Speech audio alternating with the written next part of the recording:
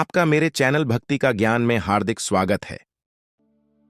प्रिय भक्तगण, आज हम आपको एक कथा का श्रवण करा रही हूँ जो सुनने मात्र से आपके जीवन में सुख, संपत्ति और धन की वर्षा होगी। तो चलिए कथा को प्रारंभ करते हैं। भगवान शिव कहते हैं, मनुष्य जीवन में सुखी कौन है? अगर आप यह कहानी सुन रहे हैं तो पूरा सुनिए। इस कथा को आधा अधूरा छोड़कर जाने की गलती मत करिएगा, क्योंकि इस पवित्र कथा को पूरा सुनने से मन चाहा फल की प्राप्ति होगी। इसलिए इस कथा को पूरा सुने। आप शिव भक्त हैं तो भोलेनाथ का अनादर ना करें। तो चलिए एक कथा के माध्यम से जानते हैं। एक बार एक व्यक्ति अपनी जिंदगी से बहुत परेशान था। वह हर समय खुद को कोसता रहता था कि कैसी जिंदगी मिली है मुझे, क्या जीवन है यह, हर परेशानी मेरे ही साथ क्यों होती है, हर दुख मुझे ही क्यों मिलता है, हर झंझट मेरे ही सिर पर क्यों आती है। एक दिन इसी तरह अपने आप को बैठा हुआ कोस रहा था कि क्या नसीब है मेरा, क्या किस्मत है मेरी, क्या जिंदगी है मेरी। तभी अचानक एक बाज अपने शिकार को पंजों में दबाए हुए एक पेड़ पर आकर बैठ जाता है और वहीं पर अपने उस शिकार को खाने लग जाता है। यह परेशान आदमी जब उस बाज को देखता है तो कहने लगता है कि क्या जिंदगी है इसकी, क्या जीवन जी रहा है मजे का। ना इसे खाने की चिंता, ना पीने की, ना पहनने की और ना ही परिवार की। शिकार करता है और मस्त खुली हवाओं में कभी इधर घूमता है, कभी उधर घूमता है, सारे दिन आसमान में उड़ता रहता है। असल जिंदगी तो यही है, जीवन तो यह जी रहा है। और फिर वह आसमान की तरफ देखकर जोर जोर से चिल्लाता है कि काश मैं भी एक बाज होता तो मुझे भी कोई दुख ना होता, मुझे भी कोई परेशानी ना होती। काश मैं भी एक बाज होता। जब वह 2 से 3 बार जोर जोर से चिल्लाता है कि काश मैं भी एक बाज होता तो मुझे भी कोई दुख ना होता, मुझे भी कोई परेशानी ना होती, तो अचानक आसमान में बिजली कड़कने लग जाती है और आसमान से आवाज़ आती है कि हे इंसान, क्या यह हमने सच सुना कि तू हमारी दी हुई जिंदगी से परेशान है और तू एक बाज बनना चाहता है। तो इस आकाशवाणी को सुनकर यह इंसान हैरान रह जाता है और आसमान की तरफ देखकर कहता है कि हाँ, मैं सच में अपनी इस जिंदगी से बहुत परेशान हूँ, क्योंकि हर परेशानी मेरे साथ ही है, हर दुख मुझे ही है, हर तकलीफ मेरे ही साथ है। तो आसमान से फिर आवाज आती है कि हे इंसान, एक बार फिर सोच ले, हमने तुझे बड़ी प्यारी जिंदगी दी है, लेकिन अगर तू फिर भी चाहता है कि हम तुझे बाज बना दें तो हम तुझे बाज बना देंगे। लेकिन एक बार हमने तुझे बाज बना दिया तो फिर हम तुझे बाज से इंसान दोबारा नहीं बनाएंगे। यह सुनकर आदमी तुरंत जवाब देता है कि मैंने अच्छी तरह से सोच लिया है कि मुझे बाज ही बनना है, और एक बार बाज बनने के बाद मैं दोबारा कभी नहीं कहूँगा कि मुझे इंसान बनना है। तभी ऊपर से आवाज आती है, जैसे तुम्हारी इच्छा, और वह इंसान बाज बन जाता है। बाज बनते ही वह इंसान खुली हवाओं में उड़ने लगता है। कभी उड़ता हुआ इधर चला जाता है, कभी उड़ता हुआ उधर चला जाता है और सोचता है क्या मस्त जिंदगी है। असल जिंदगी तो यही है, ना कोई चिंता, ना कोई परेशानी, ना कोई डर। वह सारा दिन ऊंचे आसमान में उड़ता रहता है, 2-3 मिनट पंख मारता है, उसके बाद वह पंख मारना बंद कर देता है और लंबे समय तक हवाओं में तैरता रहता है। इसी तरह हवाओं में तैरते हुए शाम का समय नजदीक आ जाता है। वह सोचता है कि मेरे पास रहने का एक ठिकाना भी होना चाहिए, मेरा अपना एक घर होना चाहिए जहां मैं रात में आराम कर सकूं। तो यह सोचकर वह छोटी छोटी लकड़ियां इकट्ठा करने लग जाता है और एक ऊंचे पेड़ पर अपना घोंसला बनाने लग जाता है। एक एक लकड़ी इकट्ठा करके वह अपने लिए एक सुंदर सा घोंसला तैयार कर लेता है और रात में उसी में सो जाता है। वह सोचता है कि सुबह उठकर शिकार भी करूंगा और फिर से मौज मस्ती भी करेंगे, खुली हवाओं में उड़ेंगे। सुबह होते ही वह शिकार की तलाश में निकल पड़ता है। हवाओं में उड़ता रहता है और ऊपर से जाकर देखता है कि कहीं जमीन पर कोई शिकार नजर आए तो मैं तुरंत जाकर उसे दबोच लूं और वहीं पर खा लूं। लेकिन उसे कोई शिकार नजर नहीं आता। काफी समय बीत जाता है। वह लगातार ऊंचाई से शिकार को ढूंढता रहता है, लेकिन उसे कोई शिकार नहीं मिलता। फिर वह पास के जंगल में चला जाता है, यह सोचकर कि शायद वहां कोई अच्छा शिकार मिल जाए। वह जंगल के ऊपर उड़कर और अंदर जाकर शिकार को ढूंढता है, लेकिन वहां भी उसे कुछ नहीं मिलता। शाम का समय नजदीक आ जाता है तो मायूस होकर वह अपने घोंसले की तरफ लौटने लगता है। रास्ते में थककर एक पेड़ पर बैठ जाता है।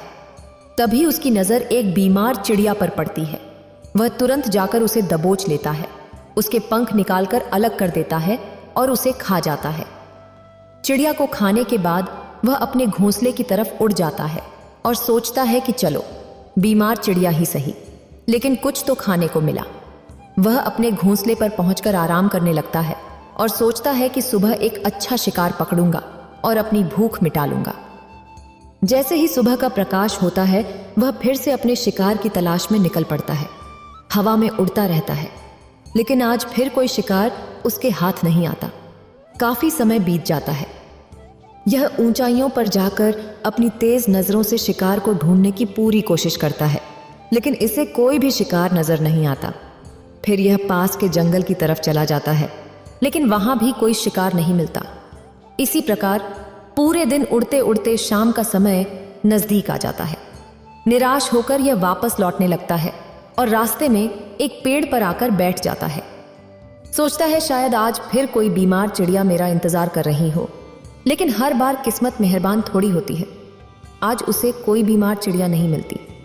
यह थक हार कर वापस अपने घोंसले की तरफ चल पड़ता है और घोंसले पर पहुंचकर भूखा प्यासा ही सो जाता है। सोचता है कल सुबह एक बड़ा सा शिकार पकड़ा और आज की भूख भी मिटा लूंगा। रात को अपने घोंसले में सोया होता है, गहरी नींद में होता है कि तभी एक भयानक तूफान आता है। इस तूफान की हवा इतनी तेज होती है कि इसके घोंसले को उड़ाकर एक जगह फेंक देती है और डे कहीं दूर दूर दूसरी जगह फेंकते हैं। यह जहां पर गिरता है वहां नीचे एक नोकधारी लकड़ी पड़ी होती है, जो इसके पंजे में धंस जाती है और इसे बुरी तरह घायल कर देती है। तूफान के रुकने के बाद बारिश शुरू हो जाती है। तेज बारिश होती रहती है, पर यह किसी तरह से थपेड़ों के नीचे छुपकर बैठा रहता है। बड़ी मुश्किल से इसकी रात कटती है।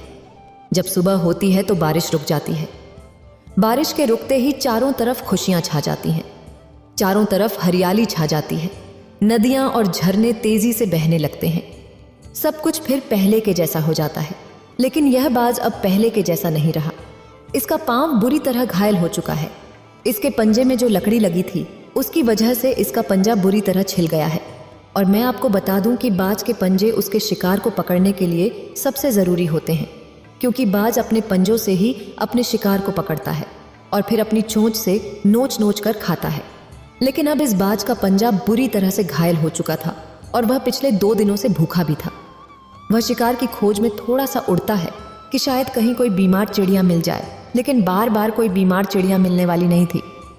वह कुछ देर तक उड़ता है, लेकिन फिर भूख और दर्द के मारे थककर एक पेड़ पर बैठ जाता है। लेकिन उसे पता नहीं था कि यहाँ एक और मुसीबत उसका इंतजार कर रही है। वह मुसीबत थी 8 से 10 कांव का एक झुंड। वे मिलकर इसे परेशान करने लग जाते हैं। इसके ऊपर आकर इसके घाव में चोंच मारने लगते हैं। उन्हें भी पता चल जाता है कि यह बाज घायल है और भूख की वजह से कमजोर भी है। यह बाज उनसे बचने के लिए थोड़ा सा उड़ता है और फिर जाकर बैठ जाता है। उनसे पीछा छुड़ाने का प्रयास करता है, लेकिन फिर वे इसके पीछे आ जाते हैं। तो यह फिर उड़कर थोड़ी दूर चला जाता है, लेकिन वे इसका पीछा नहीं छोड़ते और बार बार इसके पास आकर इसे परेशान करते हैं। कौवे अक्सर बाज के साथ ऐसा करते हैं, लेकिन फिर बाज भी उनके साथ एक खेल खेलता है।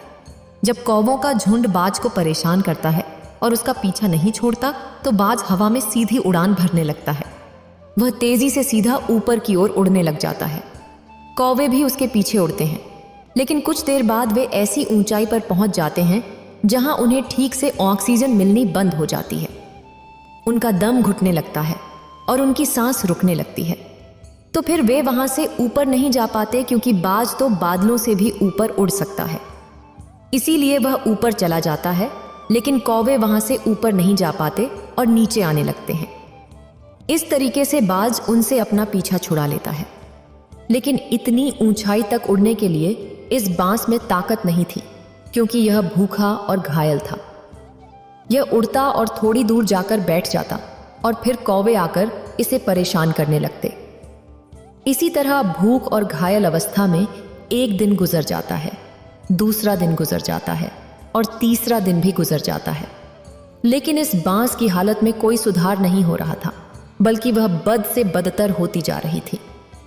चौथे दिन जब यह बिल्कुल खत्म होने के कगार पर आ जाता है, इसके अंदर बिल्कुल ताकत नहीं बचती और इसका शरीर इसका साथ छोड़ने लगता है। तब यह किसी तरह उड़कर पास ही इंसानों के एक हॉस्पिटल की छत पर आकर बैठ जाता है और वहां से आने जाने वाले मरीजों को देखता है और अपने आप से कहता है कि काश आज मैं एक इंसान होता, तो ऐसे छोटे मोटे जख्मों का हॉस्पिटल से इलाज करवा लेता या किसी को बता देता कि मैं भूखा हूं, परेशान हूं, मेरे साथ यह परेशानी है। लेकिन आज मैं एक ऐसा बेजुबान परिंदा हूं जो किसी से कुछ नहीं कह सकता, किसी को अपना दुख नहीं बता सकता, किसी से कोई मदद नहीं मांग सकता। यही सोचकर वह उसी छत पर अपना दम तोड़ देता है। वह अपनी जान की कुर्बानी तो दे जाता है, लेकिन साथ ही हमें यह सीख भी दे जाता है कि आपको जैसा बनाया गया है, आप जैसे भी हो उसी में खुश रहो और उसी में बेहतर करने की कोशिश करते रहो, न कि इस बात से परेशान रहो कि काश मैं ऐसा होता, काश मैं वैसा होता, काश मैं यह बन जाऊं। आपको जैसा भी बनाया गया है उसी में अपना सर्वश्रेष्ठ करने का प्रयास करते रहो। दोस्तों, यह कहानी तो काल्पनिक है, लेकिन हमें जीवन का एक बहुत ही महत्वपूर्ण नियम सिखा जाती है कि हम जैसे भी हैं अच्छे हैं, बस हमें उसी में अपना सर्वश्रेष्ठ करने का प्रयास करते रहना चाहिए। अगर आपको ये वीडियो अच्छी लगी हो तो लाइक करें और शेयर करें और मेरे चैनल भक्ति का ज्ञान को सब्सक्राइब करें। आपका धन्यवाद।